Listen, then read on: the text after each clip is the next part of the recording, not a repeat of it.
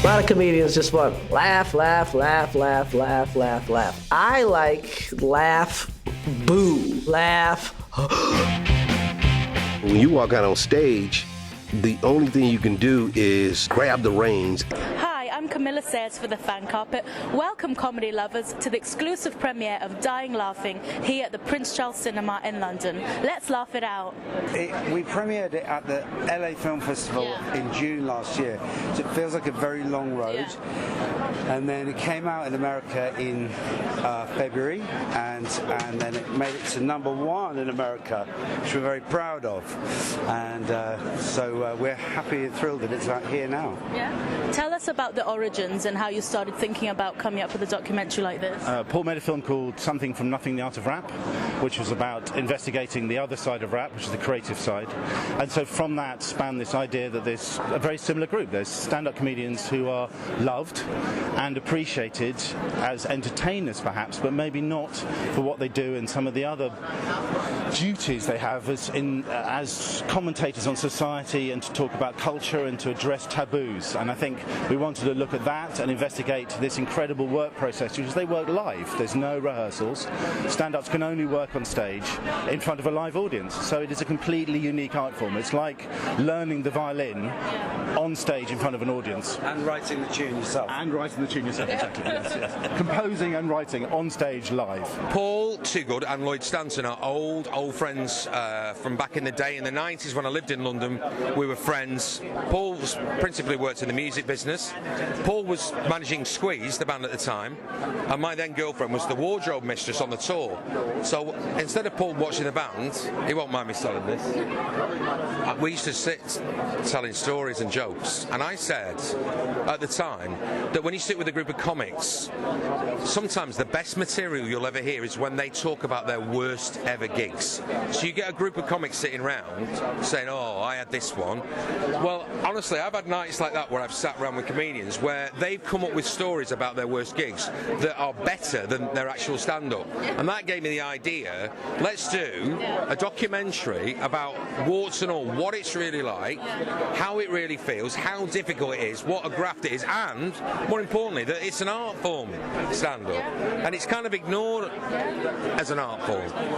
So one of the big decisions we all made was no performance. So it's very easy. You'll see a lot of documentaries, particularly on television, where it's interview set. We cut all that out. We didn't want any sets, so it purely concentrated on the interviews and their personal experiences. Well, thankfully I heard on the grapevine that they were making a documentary about stand-up comedy featuring stand-ups but not necessarily being funny. And then, lo and behold, a couple of days later got a phone call asking if I'd like to contribute. And I thought, you know what, it's a job I've been doing for quite a while. I think I know what I'm doing. And I thought, yeah, get involved. We had set questions, and then once you get the measure of what kind of personalities of the comedians you're dealing with, you kind of tailor-make the questions around their personalities. Paul's a very good interviewer. Paul's done a lot of work with musicians on Songbook before for Sky Art, so he's worked with musicians. He previously worked with rappers on the Art of Rap film. So it was a kind of, because we wanted to portray stand-up as an art form, it was the same thing, but a different art form. So, but one decision that I wanted was that if the comedians made the interviewers and the crew, minimal crew, laugh, keep it in. To hear them laughing has always been, it's like going back to the days when I used to watch Kenny Everett, you could hear the crew roaring, laughing, and I find it very encouraging to hear the crew laughing, because usually they dub it out, but I'm glad we kept that in. Well, we've made lots of TV shows about great songwriters, and so we send and the Art of Rap, and we send clips of our work, and people can see from our work that the work is very sympathetic towards artists. So they look good, they come out looking very good. It's a love letter to stand-up comedy, this. So and then you wait and you get summarily ignored by every single agent that you approach, and then you find a way in through a friend of a friend, and then you get one, and then once you get a big name, you write to all those people who ignored you again, and they go, oh, that film, of course I'd like to be in that film. And that's how it works. Well, Well, I'm not quite sure what the producers wanted to get out of all the comics, but I think if you can see a different side to the art form of being a stand-up comedian, also having the opportunity to talk to so many different styles of comics, because comedy is at the moment so huge, so global, and there are very many genres contained within that. And you might like somebody, but then you might not like somebody else, because, as we know, it's probably one of the most subjective art forms in the world. There's nothing better. I love making people laugh. I mean, it's not like I'm on all the time, but if I can find a funny angle on life daily, so be it. You know what I mean? There's no, you know, I'm not what you call a clown crying on the inside, which is the kind of classic. We all have our moments, but I just like being funny. I like getting laughs. The film is obviously dedicated to him. What do you think he means to comedy? What Garry Shandling means to comedy? I think we discovered how much the other stand-ups of all generations took from him, because he had a philosophy about his comedy and his stand-up which was much more academic and intellectual and thoughtful and spiritual, and so he brought all the things that you see in the best stand-up to life in his work. He told us that when he was auditioning actors and actresses for the Larry Sanders Show, he would say to them, "What do you think it's about?" And they would say, "Oh, it's like a smooth chat show." And he'd go, "No, it's a laboratory for the study of the human condition." And that is what stand-up is about. It's about people who think about who we are, and we learn about ourselves from stand-up comedians. Well, it's always great to celebrate the greats. I think anybody that has stood the test of time, like people like Garry, etc., and their backlog of material and their work, it's an inspiration to all of us who are doing this, because we all want to have a long, healthy career and maybe the chance to reinvent yourself in different genres. The thing with Garry was that Paul and Lloyd had made a bond with Garry, and there was talk of a spin-off project from this where they were going to work with Garry on a project developed around his journals and diaries, because he said, "Guys, come and look at this. He's got a big chest and there's all these. He's kept a journal." And there was something about our approach that wasn't too fawning or kind of brown-nosy. We were very down to earth, dedicated. He liked that about Paul and Lloyd, and they started to meet Garry when they were in LA on a regular basis, and saw him on the Tuesday, passed away on the Thursday. Yeah, we had a few people lined up for the film. We had Robin Williams was supposed to interview Robin. Joan Rivers was penciled. Then we lost Victoria Wood afterwards. We were very fortunate to get Victoria, but I suppose part of that was the curse of 2016. It was just, it was a shame. But we've got a lot of people.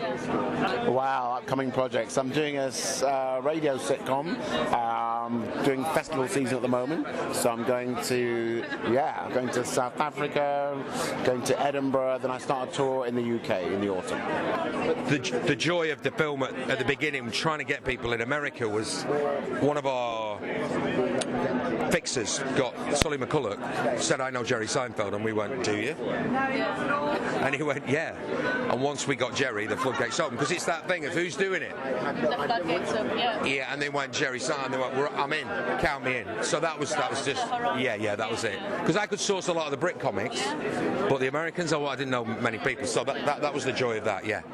I heard the floodgates opened with Jerry Seinfeld. Is that the case? Well, Jerry is amazing, and an incredible voice and expert on this, and so even within the community, and there is a real community in stand-up, it's competitive, but they really understand what each has gone through, whether it's a few years or 20 years.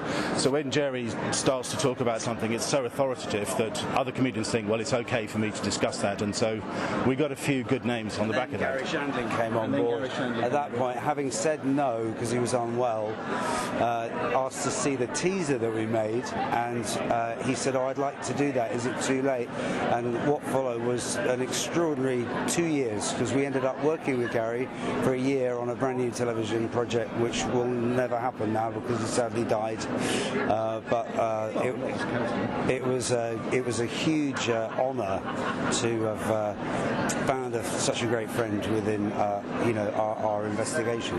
I think documentaries on most subjects are very important, and it's quite good to see with this one in particular particular, how you can break down and deconstruct what you see someone doing on stage. Because some people think, for example, that comedians are happy, funny people 24/7, and that they just get on stage and it just comes and they just riff, not knowing that, you know, it takes quite a bit of work to get to that level and to sustain it as well.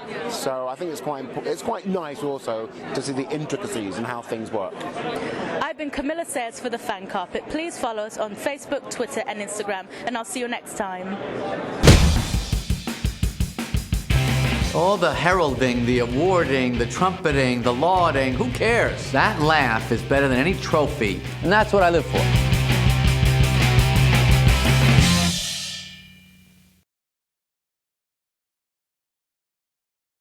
Thank you for watching The Fan Carpet. If you like this video, be sure to click that thumbs up button at the bottom of your screen. And also be sure to subscribe to the Fan Carpet YouTube channels. They're absolutely free and so much fun too. Be sure to check out the official website, thefancarpet.com. Also, you can follow us on Facebook, Twitter, and Instagram to stay up to date with reviews, competitions, the latest news, and so much more.